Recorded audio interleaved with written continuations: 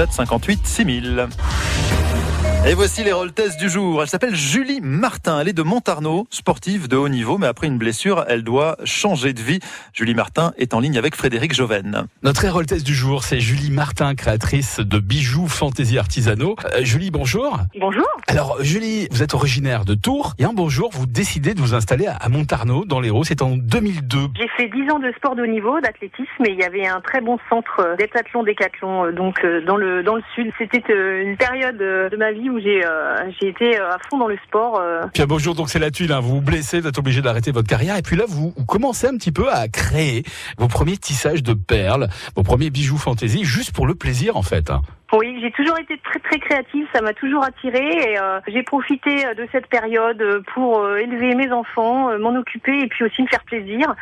Donc découverte de la pâte fimo, des loisirs créatifs, de la peinture et puis je me suis lancée dans les bijoux comme ça en fait. Et qu'est-ce qui vous inspire pour la création de ces bijoux ? Pas mal de choses, je regarde beaucoup ce qui se fait dans les magazines, la mode, ça peut être aussi des choses, des couleurs dans la nature pour créer mes perles. J'utilise beaucoup de matières, beaucoup de choses qui m'inspirent puis après je les mets à ma petite touche personnelle. Alors vous faites ça pour le plaisir au début, puis au bout de quelques mois, vous décidez d'en faire votre métier, vous montez une structure professionnelle. Les débuts, c'est un peu compliqué. En effet, je me suis dit allez, je me lance. J'ai commencé à les vendre sur les marchés, et puis bon, c'est vrai que c'était pas évident, mais j'ai persévéré, je me suis remis en question, j'ai évolué, et puis j'ai pris mes marques un petit peu dans le milieu des marchés locaux, hebdomadaires.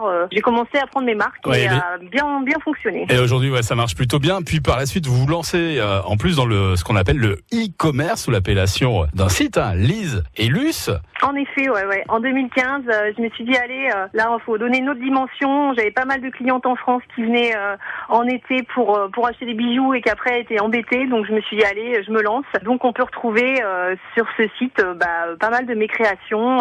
Faut pas hésiter à me contacter via le site, via le Facebook justement où il y a mes actualités. Ouais, vous créez donc des pièces uniques sur mesure, des bijoux qui sont personnalisables aussi. Il y a d'ailleurs pas mal de clientes qui vous apportent parfois leur robe pour obtenir des bijoux assortis, notamment pour certaines occasions comme les mariages. C'est vraiment mon truc, c'est de faire du 100% fait à la main. Donc tout est personnalisable, on peut choisir son bijou, c'est vraiment des pièces uniques et c'est ce qui me caractérise aussi, c'est de pas avoir des bijoux qu'on retrouve ailleurs. Deux personnes ne vont pas se croiser avec le même bijou. Juste avant de se quitter, Julie, on va redonner également l'adresse du site sur lequel justement on peut retrouver toutes vos créations. Oui, bien sûr, c'est le www.bijoux-artisan.fr. Le site Lise et Luce.